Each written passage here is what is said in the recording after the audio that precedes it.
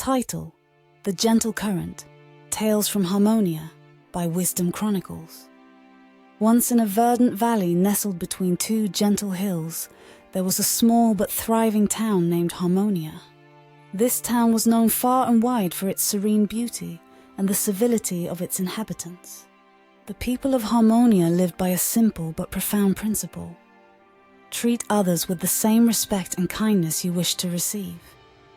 In Harmonia, every person, from the baker to the banker, greeted each other with a warm smile and a kind word. They shared their resources, celebrated each other's successes, and supported one another during hard times. Civility wasn't just a practice. It was the very fabric that held the community together. The heart of this tale revolves around a young girl named Lily, whose grandmother had instilled in her the values of Harmonia from a young age. Lily was known for her gentle spirit and her unwavering commitment to treating everyone with respect. One day, a traveler arrived in Harmonia. He was from a distant town where civility was often overlooked, and sharp tongues were more common than soft words. His name was Rolf, and his arrival was like a gust of wind that disturbed the calm waters of a pond. Rolf's brusque manner and curt words stood out in stark contrast to the Harmonia way of life. He would demand service rather than ask for it, snatch up goods without a word of thanks, and frown more often than he smiled. The people of Harmonia were taken aback by Rolf's behavior, but they didn't respond with anger or disdain. Instead, they treated him with the same courtesy and politeness they showed each other. They believed that with time and kindness, they could show Rolf the value of civility. Lily, curious and undeterred by Rolf's rough exterior, decided to approach him. "Why do you not smile or say thank you?" she asked one day, as Rolf purchased a loaf of bread from her family's bakery. Rolf looked down at Lily, unaccustomed to such directness from a child. "Where I come from, life is tough. We don't waste time on pleasantries," he replied gruffly. "But don't you think life could be a little less tough if everyone were a bit kinder to each other?" Lily asked innocently, handing Rolf his change and offering a smile. Rolf had no answer to that.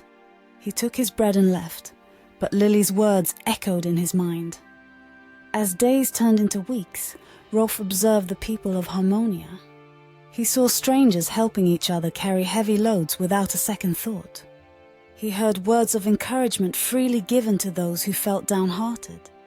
He noticed how laughter and joy seemed to be a common thread weaving through the town's daily life. Slowly, Rolf began to change. It started with a nod of acknowledgement here, a please there. And before he knew it, he was returning smiles and offering his seat to elders at the town square. The transformation wasn't just within Rolf. As he changed, he brought with him tales and experiences from his own land, and the people of Harmonia learned from him as well. They learned of different ways to solve problems, of songs from distant lands, and of stories that made their imaginations soar. Harmonia was changing Rolf, and Rolf was enriching Harmonia. Months passed, and the day came when Rolf had to return to his own town. The people of Harmonia gathered to bid him farewell, each expressing their gratitude for the time he had spent with them.